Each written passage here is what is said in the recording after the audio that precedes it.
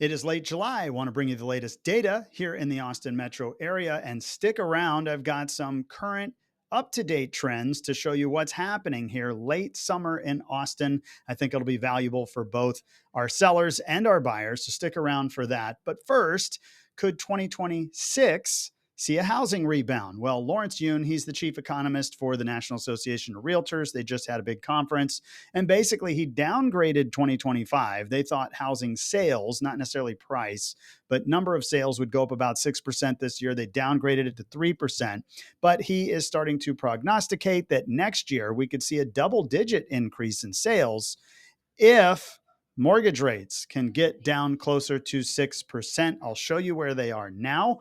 And just know he's predicting that change could happen if we see rates come down. And I agree. I think if rates do come down, you will see more buyers coming into the market. The question is, what's that going to do to price?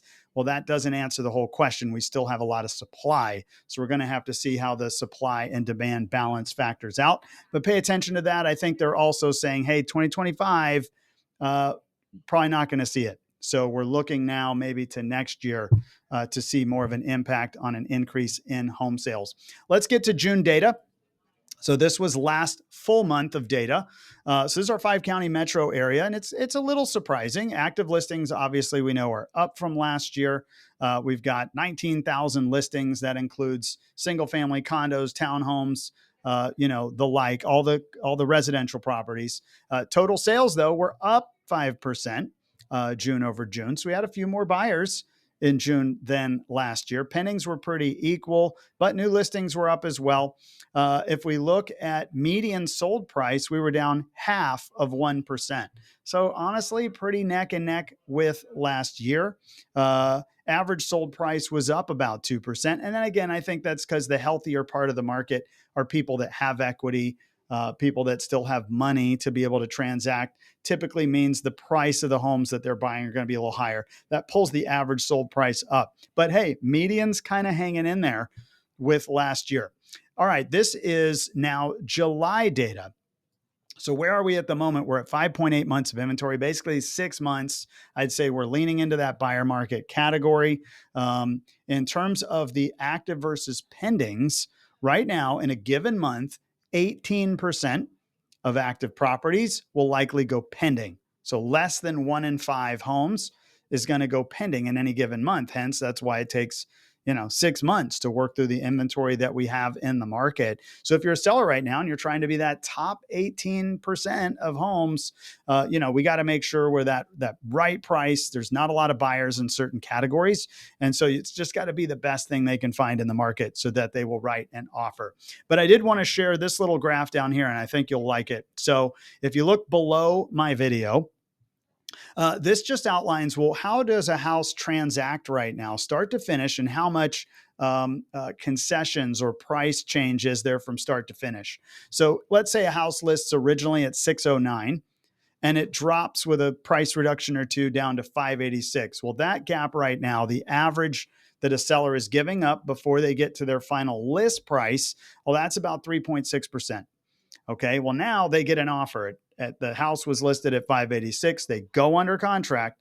How much is the buyer then getting as a discount off that price? Right now, that's about 2.5%. So when you add it together, it's about 6% total. So for most sellers, you're going to have a mix of both, maybe some price adjustment if you're on the market longer than a month. And then you're also going to have some concession with the buyer, possibly agreeing to a contract a little below your list price. So the buyer isn't necessarily getting 6%, but the seller is going to feel it from start to finish. So again, really being targeted with that list price is going to make a big difference on how fast that sale can go, because buyers are getting more opportunities. The only thing this doesn't include would be non-price concessions. So in other words, if you are providing the buyer a closing cost credit, if you're replacing your roof or handling some repairs under contract, that's not included here. This is purely contract price compared to the final list price. But I found that to be helpful and hope it helps you as well.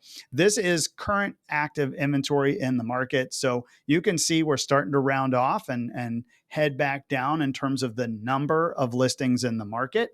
This is by month. So our lowest month was December, and then we started climbing this spring pretty aggressively. We peaked out this year. This is just single family homes.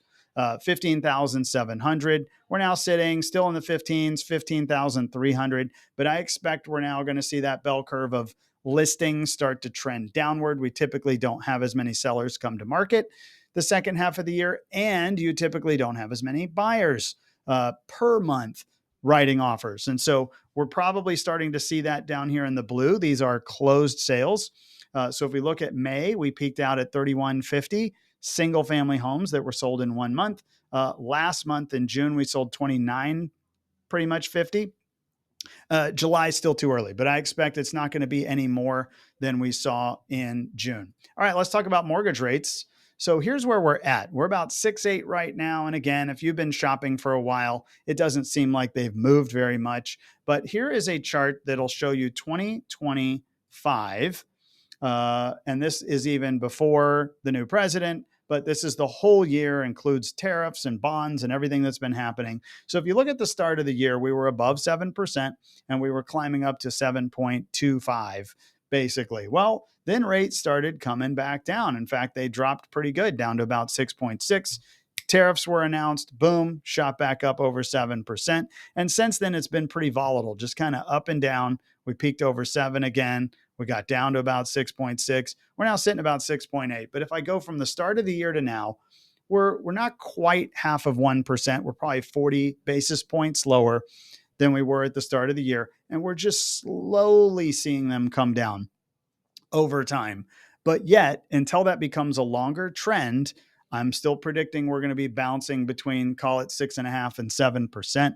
I think you're seeing the president put a lot of pressure on the Federal Reserve to try to lower their rate. As I've said before, just remember the Federal Reserve does not impact mortgage rates.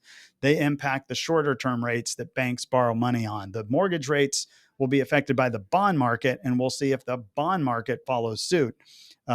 If rates come down from the Fed, maybe we'll see if that eases some pressure on the bonds. Not sure there, jury's out, but that would definitely help mortgage rates. All right, here's a story that I've talked about in the past, but it also made news this last week, that the slowdown in the housing market forces more people to become accidental landlords. And I've told all my clients this, especially those investing right now in rental properties. Just know there's kind of a glut of supply of rental properties because it's not just regular landlords like me who own long-term rental properties, but you have accidental people that were trying to sell their house, couldn't sell it, got to do something. So they throw a tenant in there, kind of just waiting for the market to get better. So we've got about 3 years of that. 2022, 23, 24, now 25. We've got at least 36 months of sellers, a lot of them who don't want to be landlords, but they've got tenants in there because they can't do anything else. So I expect it might take as many years to unwind that. Once we get better conditions, eventually it'll go away. But I think for now, we're going to have a lot of accidental landlords in the markets. Pay attention to that. That's also affecting price and sales. Finally, well, there are people moving here? Despite what the headlines may say, Austin is still growing. We have lots of people moving here. Well, where are they coming from? Don't be surprised. Take a guess. California, number one. So California, top contributor to our growth. Austinites themselves, or when they leave, are going to Denver, Phoenix, and LA, mainly for jobs. What's really interesting in this is where they're not coming from. So I'm going to get down to the list right here. Here's the top 10. So we got California, number one. Florida, number two. Now, it's a big populated state.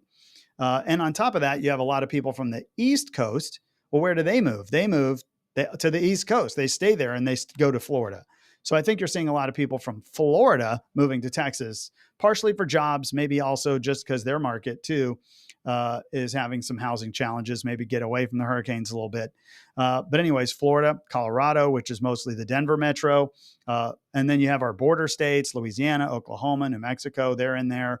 But you also have Georgia, which is climbing. We have a lot of people coming from Atlanta Metro. Illinois is usually Chicago Metro. Tennessee is also like Nashville. So, anyways, we've still got a lot of people coming, but nobody from the Northeast. We don't have any people, in the top 10. We're not getting enough people from like New York, New Jersey, Boston, DC. So those areas aren't moving here as much as we're seeing from the Sun Belt and some of the coastal areas. And then, of course, Chicago. All right. If you're planning to sell right now, the good news is you might be seeing your neighborhood just tighten up ever so slightly. We're getting some of that inventory out of the way. That's a good thing. But we're at the same time, we're seeing buyer demand slow down. We're hitting the second half of the summer. And every year, even in the pandemic, it typically slows down. This is when people travel, kids aren't in school. There's not as much urgency because if you wanted a house for the summer, you needed to have bought it in April or May. Now you're just looking for something before the end of the year. So it kind of spreads out people's timelines. So we see that on the buyer side. So again, we've got to be patient.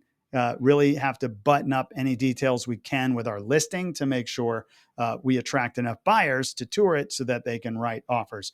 If you're a buyer right now, again, I think a lot of things are working for you. The only negative is going to be you're going to see fewer properties come into market every week. So if you're waiting for new inventory, don't expect that email to be flooded with lots of new listings. That's going to start dropping off.